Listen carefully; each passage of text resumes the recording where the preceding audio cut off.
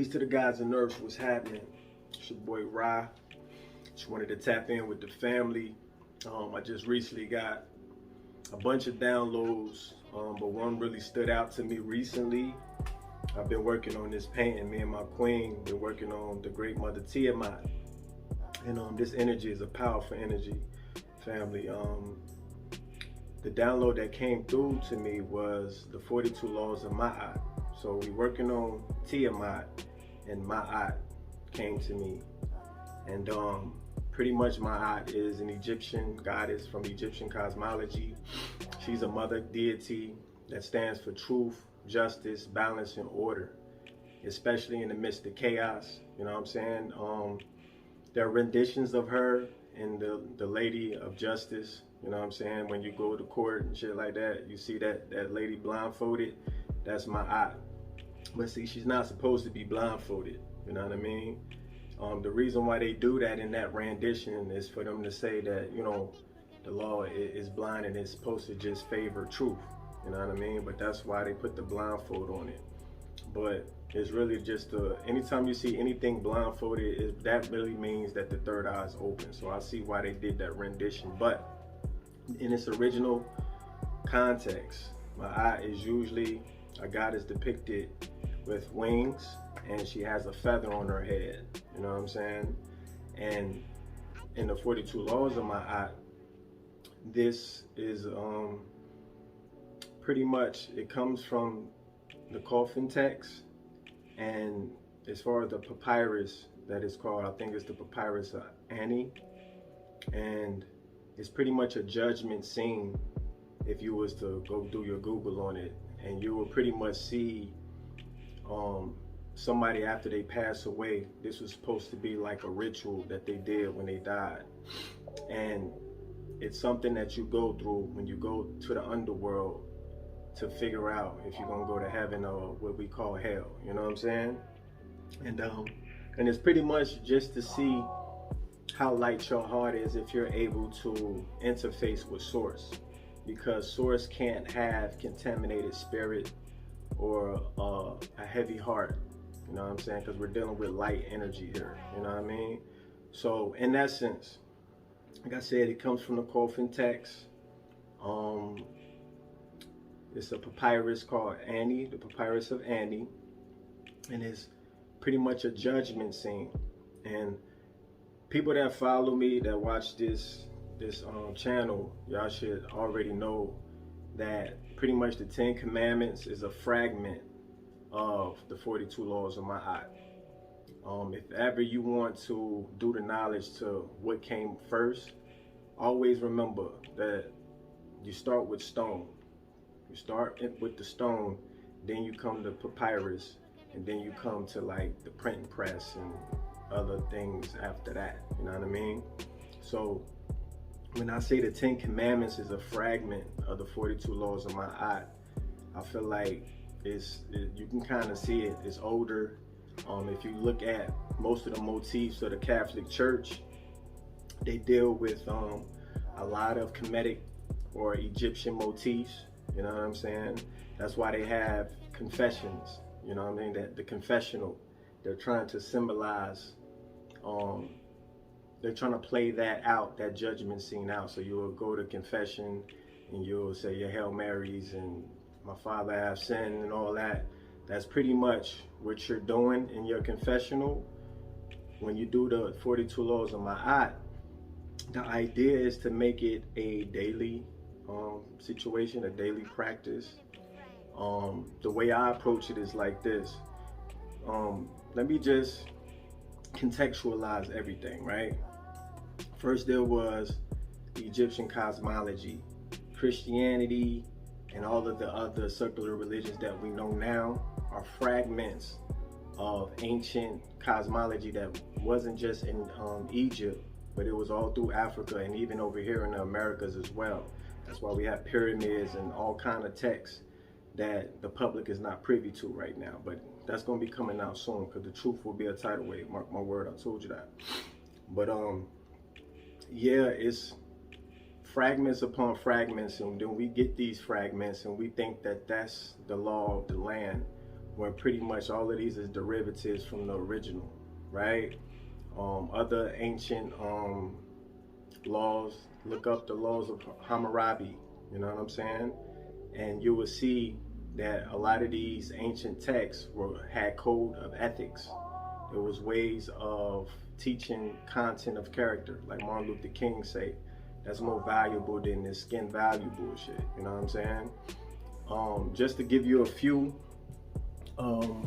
examples, or the first 10 of the 42 laws of Ma'at goes like, I have not committed sin, I have not committed robbery with violence, 3, I have not stolen, 4, I have not slain men or women, 5, I have not stolen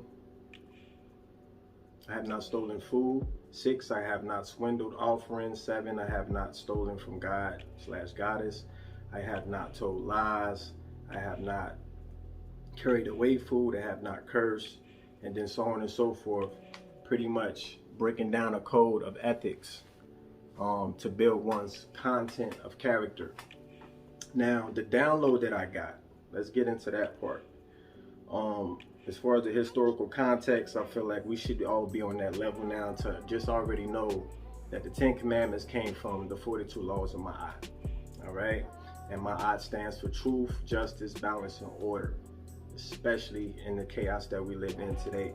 Because the funny part is, the 10 Commandments is written in a thou shalt not kill, thou shalt not steal, thou shalt not. So just off of that alone, you can kind of see the context. Let's talk context. When I say I have not, that means you know better, so you do better. And then if you had to do something that you wasn't supposed to do according to these laws, then that's when you do your repent, you do your shadow work, you address whatever the issue is that you need to work on yourself. Now, when you juxtapose that to the 10 Commandments, that's thou shalt not. So that means you're dealing with a people who didn't know no better, who needed to be taught how to act human, how to act humane to their fellow brothers and sisters. You know what I'm saying? So there's a difference in context as far as when you're saying I have not sinned to thou shalt not sin. You see what I'm saying? So just to show you that in its original state, we were a people who knew better, who knew that the life lessons from Proverbs and from the cosmos, and we had a code of ethics and honor and virtue about ourselves. Whereas the people who was taught thou shalt not, those 10 Commandments, they were coming out of a savage lifestyle, and they needed to be taught how to act humane. That's the difference. Now, fast forward, what does the 42 laws of Ma'at have to do with today? Well, the download that I got was pretty much saying that we need to at least be aware of the 42 laws of Ma'at, or the 42 negative confessions. This is something that you can practice daily, mostly at night, because what most people don't understand is that when you go to sleep, it symbolizes death.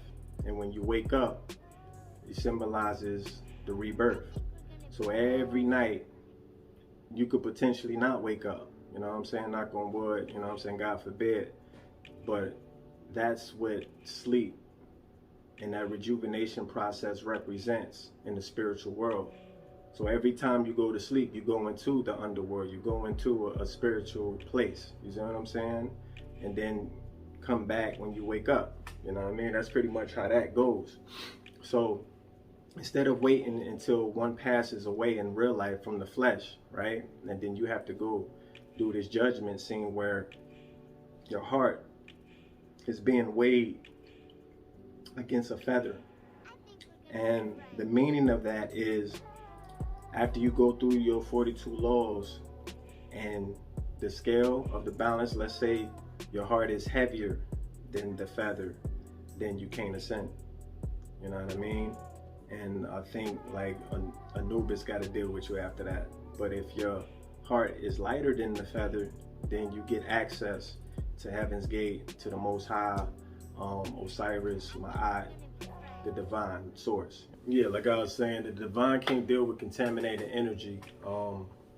So The idea is to, instead of waiting till we die to do or to interface with the 42 laws of Ma'at, let's get acquainted with it today. Whenever you get a chance, go do your Google, go look it up, and just get familiar with the code of ethics that the 42 laws of Ma'at display. You know what I mean? And I feel like a lot of it is in a general sense, so it's self-explanatory. But I do feel like there's always intricacies in every individual, and you can add to the list what you feel like you need to work on: goals, aspirations, a bucket list. You know what I mean? That could be the template for 42 laws of Ma'at. Like the 42 laws of Ma'at can be a template for a bucket list of things that you want to do. You know what I mean? As long as it's in tune with nature and the universe, and it's not harming nobody, and it's only coming from a pure intent, good place, then you can add your own ideals to the laws of Ma'at. But the 42 at its core value should be a good place for you to start, especially in terms of shadow work. You know what I mean? This is something that, like I said, you can practice on the daily, not till after we pass away. Do this on the daily, right before you go to bed. We say our prayers, right? You know what I'm saying? Some of us may meditate. This could be one of those things where it really is a matter of doing self-inventory, a self-evaluation of oneself. That's what it's about, you know what I mean? And because I feel like you can lie to other people, but you can't lie to your soul. Your soul know when you full of shit. You know what I mean? Like, some people, they can lie to themselves. I have seen it. But when you real and you know deep inside you want better for yourself, and you willing to do the shadow work to understand your shortcomings and just chop that up to the human experience, man. You know, you're a soul in a vessel that is just trying to get it right like everybody else. So it's not a thing to condemn you. It's to every day to try to get better. You know what I mean? And the more you go through it, the more you just get acquainted with it, it's going to seep into your subconscious, and you won't have to literally look at it all the time. It just becomes a part of your swag. It becomes a part of your essence, your being. You know what I mean? So the 42 laws of Ma'at is not a thing of waiting until your judgment scene. And it is said that in the judgment scene, those are your ancestors that are in the jury, you know what I mean, to pretty much bear witness to what you was doing in this life. You know what I mean? So I feel like you are what you attract, and you want to put positivity and try to be a self-contained, self-identifying, and check yourself. You know what I mean? Like, you can't be out here trying to pass judgment on people if you didn't do that judgment on yourself. And it's really that simple, yo. Like they say, the one who lives in a glass house shouldn't throw stones. You see what I'm saying? So do your self-evaluation. Look up the 42 laws of Ma'at and see how it applies. You know what I mean? It's not something that you have to wait until you die. It's something that right before you go to bed, do your checks and balances, man. I feel like it's necessary because there's a lot of demons out here right now running rampant. And in order to separate yourself from that energy, you're supposed to go within and work on yourself, work on your content of your character. What do you stand for? What are you about? What separates you from the masses? You know what I mean? What do you want to represent? What legacy you want to leave behind? You know what I mean? These are all part of the 42 laws of Ma'at. You know what I mean? Not specifically, but that's the essence of it. You know what I mean? It's definitely about just dealing with your integrity. You know what I mean? Dealing with your soul energy and how it applies in life. And like I said, do it for 7 days. Do it for 7 days and see what happens. All of these rituals is something that you can experiment with. It's not spooky shit. your 10 commandments came from this. So it's just like if you go to church and you believe wholeheartedly in the 10 commandments, there should be no reason why you would be opposed to this. You see what I'm saying? Because that came from this. And that's female energy. You know what I mean? We're being held accountable by the female principle. And ultimately, that's what we're trying to go back to at the end of the day. Mama Universe. You see what I'm saying?